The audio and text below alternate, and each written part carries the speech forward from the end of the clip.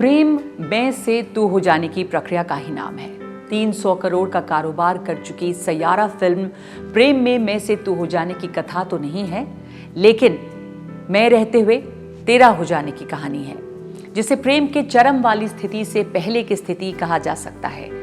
प्रेम की वो अवस्था जहां प्रेम और संसार एक साथ सध जाते हैं। अक्सर प्रेम को व्यवहारिक संसार में ये कहकर स्थगित कर दिया जाता है कि सांसारिक दुनिया में प्रेम संभव नहीं है। प्रेम को लेकर एक मशहूर सूफी किस्सा कुछ इस तरह है। आशिक माशूक के दरवाजे पर जाता है कि उसके इश्क की फरियाद सुन ली जाए, और वो माशूक के दरवाजे पर दस्तक देता है। अंदर से आवाज आती है, कौन? तो आशिक कहता है, मैं। दरवाजा नहीं खुलता। इसी तरह वो बार बार अपने माशूक के दर पे जाता है, बार बार दरवाज़ा खटखटाता है, बार बार उससे वही सवाल पूछा जाता है और बार बार वो वही जवाब देता है, और हर बार उसे अपने माशूक के दर से खाली हाथ लौटना पड़ता है। लेकिन आशिक माशूक का दर नहीं छोड़ता, उम्मीद नहीं छोड़ता, और एक दिन जब माशूक वही सवाल फिर से पूछती है, कौन? तो आशिक कहता है, तू। तब दरवाज़ा खुल जाता है और माशूक कहती है, जब तू में से तू हुआ तो मेरा हुआ। इस सूफी कहानी में एक जरूरी बात यह है कि ना तो इश्क और ना ही माशूक ही प्रेम में हार मानता है। जब तक आशिक प्रेम के मर्म को समझकर अपने मैं से मुक्त होकर तू यानी कि प्रेम नहीं हो जाता, तब तक माशूक उसकी प्रतीक्षा करती है। ये कहानी प्रेम की तैयारी के बारे में बताती है।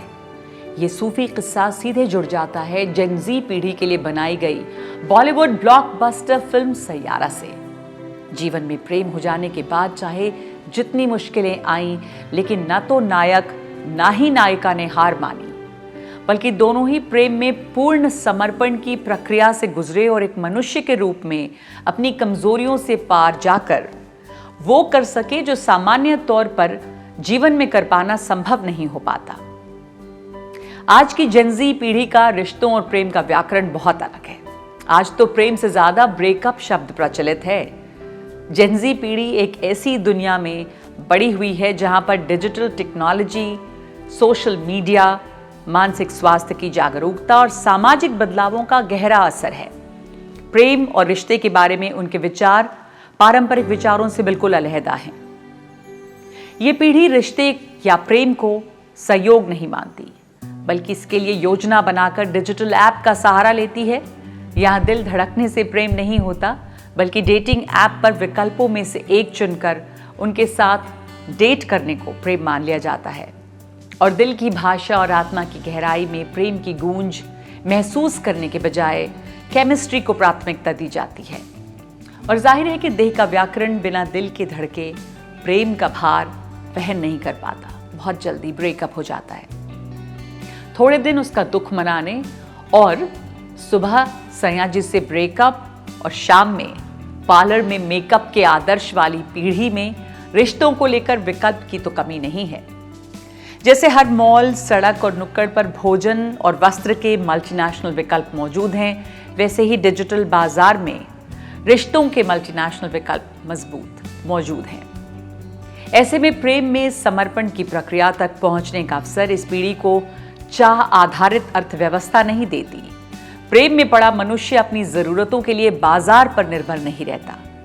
प्रेम में पड़ा व्यक्ति उपभोग की मशीन नहीं रह जाता, बल्कि उसका जीवन उच्चतम मूल्यों से प्रेरित हो जाता है। इसलिए बाजार की यह कोशिश है कि व्यक्ति प्रेम में पड़कर पूर्णता को प्राप्त नहीं कर सके। वो हमेशा टूटा, बिखरा और अधूरा रहे, और ऐसे में बाजार उसकी शरणास्थली बने। जेन ज़ी पीढ़ी ऐसे ही घोर बाजारू समय में पैदा हुई और पली बढ़ी है, तभी उनके लिए कमिटमेंट, सरेंडर, प्रेम आदि बोझ लगते हैं। उसकी जगह पर घोस्टिंग, गैसलाइटिंग, ब्रेकअप ज्यादा आसान विकल्प लगते हैं। रिश्तों का स्वरूप भी बहुत बदल गया है। इस पीढ़ी में सिचुएशनशिप, पॉलीएमोरस, ओपन रिलेशनशिप आदि इस पीढ़ी के रिश्तों का स्वरूप है। ऐसे में प्रेम असंभव लगे तो इसमें आश्चर्य क्या, लेकिन इसमें इस पीढ़ी का दोष नहीं है। बिजली की रफ्तार से बदलती इस दुनिया और 1.5 मिनट वाले रील के अटेंशन स्पैन टूटे हुए परिवारों में बड़ी होती पीढ़ी ने तो प्रेम के स्थायी और शाश्वत भाव का स्वाद अपने परिवार और समाज में शायद ही चखा हो, इसलिए उनके भाव संसार में प्रेम का अनुभव मौजूद ही नहीं है। बल्कि ये पीढ़ी अपनी पुरानी पीढ़ी से ज्यादा ईमानदार और सच्ची है, जिसने कभी मुखौटा नहीं पहना। उनका जितना सच है उसे अपनी कमजोरियों के साथ जग के सामने रखा। इसलिए इस पीढ़ी से प्रेम को लेकर ज्यादा उम्मीद रखी जा सकती है। चाहे जीवन की परिस्थितियां कितनी भी प्रेम के प्रतिकूल हो जाएं, लेकिन प्रेम मनुष्य की नैसर्गिक जरूरत है और वो उसकी जादुई शक्ति भी। प्रेम देशकाल से परे जाकर मनुष्य के भीतर पड़ा हुआ शक्ति बीज है, जो अनुकूल वातावरण में अंकुरित होकर विशाल वटवृक्ष बन जाता है। सयारा फिल्म जेनजी पीढ़ी को वही अनुकूलित वातावरण देने की कोशिश है। ये कहना गलत नहीं होगा कि सिनेमा घरों में युवाओं की भावनात्मक प्रतिक्रियाओं के वीडियो वायरल होने के कारण ये फिल्म इतना व्यवसाय कर पाई। ये प्रतिक्रियाएं जितनी प्राकृतिक थीं और कितनी प्रायोजित, ये कह पाना मुश्किल है। यदि वीडियो प्रायोजित भी थे तो भी ठीक ही है। जेनजी पीढ़ी को प्रेम के मर्म की एक झलक दिखाने के लिए बुलाना क्या गलत है? प्रेम की चमत्कारिक शक्ति में विश्वास जगाना गलत तो नहीं हो सकता।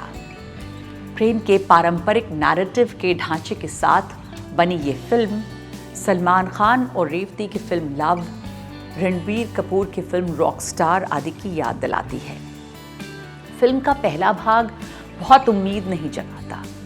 नायक एक अल्फा मैन और 70 के दशक के बचपन से वंचना और प्रताड़ना झेलते अमिताभ बच्चन के यंग एंग्री मैन के रूप में प्रोजेक्शन एक बारगी निराश कर देता है।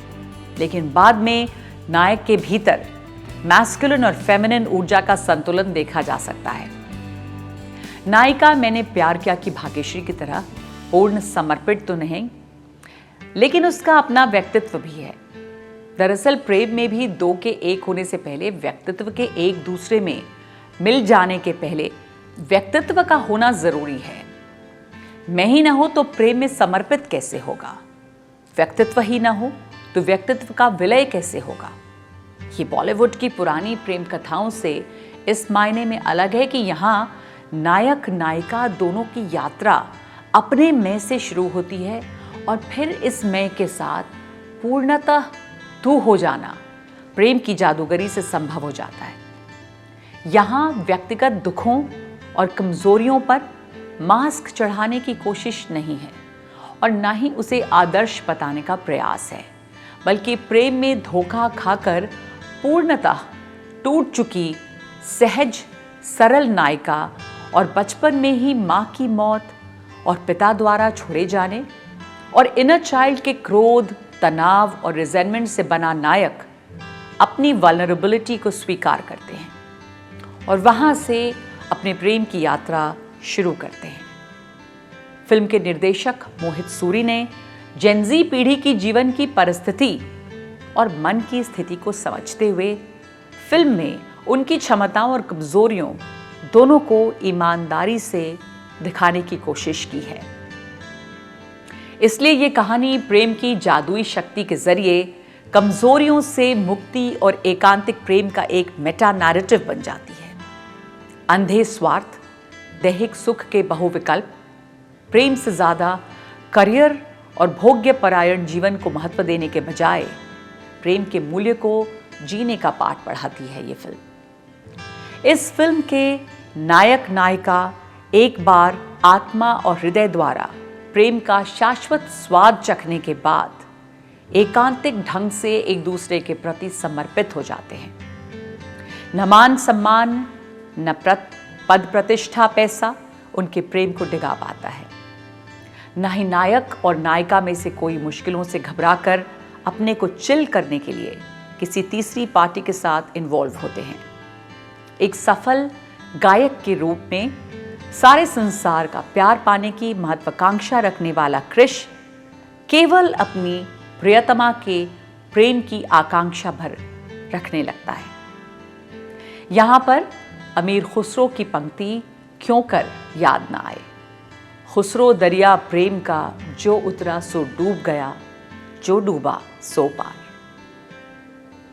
आध्यात्मिक नेता श्री एम ने कहा है कि मनुष्य के महानतम गुणों में से एक है प्रेम करने की क्षमता, एक ऐसी शक्ति जो तर्क से परे होती है। प्रेम लोगों से असंभव को संभव करवा देता है। ये कोई हिसाब किताब नहीं, इसमें कोई गणित नहीं होता। ये गहरे स्तर की अनुभूति है और अक्सर कंपल्सिव होता है। यह पवित्र रूपांतरणकारी अनुभूति ही जीवन की धड़कन है, एक अदृश्य धागा जिसके जरिए यह संसार आगे बढ़ता और नया रूप लेता है। जब प्रेम अपनी चरम अवस्था में पहुंचता है, स्वार्थ से परे चला जाता है, तब वो भक्ति बन जाता है। भक्ति में माशूक और आशिक एक हो जाते हैं। उनके बीच का भेद मिट जाता है, केवल समर्पण ही शेष रह जाता है। कृष्ण और वाणी की कहानी प्रेम में डूबकर पार उतरने की कथा है। सच तो यही है कि प्रेम में संसार खो देने के डर से जो प्रेम से दूर चले जाते हैं, वो संसार में भी असफल रह जाते हैं, क्योंकि प्रेम में समर्पण और एकाकीपन आपको पूर्ण मनुष्य बनाता है और प्रेम से दगा आपकी आत्मा और हृदय को जख्मी कर देता है। आप पूर्ण व्यक्तित्व बनने के बजाय पहले से ज्यादा टूट जाते हैं, बिखर जाते हैं, और जो डूबने का साहस कर पाता है, प्रेम में आई मुश्किलों के आगे घुटने नहीं टेकता है, उसे इश्क हकीकी और इश्क मजाजी दोनों मिलते हैं। संसार और प्यार उस व्यक्ति के जीवन में अपने सर्व सुंदर रूप में खिलता है। यही कृष्ण और वाणी की कहानी में भी होता है। यह फिल्म न केवल जेनजी बल्कि हर पीढ़ी को अपने भीतर की प्रेम की जादुई शक्ति से रूबरू कराने का काम कर सकती है, और जो प्रेम से भयभीत होकर प्रेम से द्रोह कर बैठे हो न हो, उन्हें ये फिल्म संसार के प्रपंच को छोड़कर अपने प्रेम तक लौटने की शक्ति दे। नई पीढ़ी को प्रेम की एक नई भाषा दे, जो उन्हें यौन स्वेच्छाचार से प्रेम की ओर लौटने का रास्ता दिखा सके। सच ही कहा है, सयारा तू तो बदला नहीं है, मौसम जरा सा रूठा हुआ है। और इस तरह प्रेम से रूठे इस मौसम को प्रेममयी करके मनुष्य को अपने भीतर मौजूद सत्यम शिवम सुंदरम के उपहार को लौटाने की कथा बन जाती है ये फिल्म।